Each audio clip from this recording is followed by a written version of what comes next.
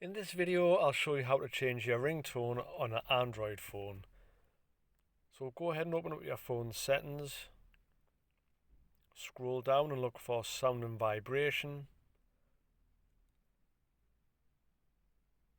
Once inside there, scroll down and click on ringtone.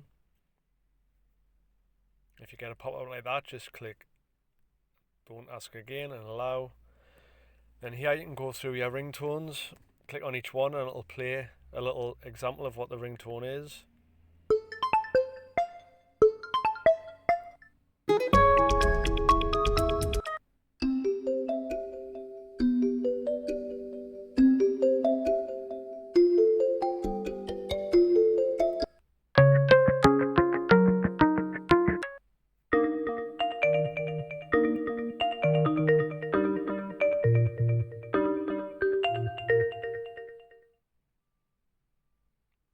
Once you've decided on which one you want to select, simply come back out your settings. If there's a save button, make sure you press save first, but I don't have that on my phone.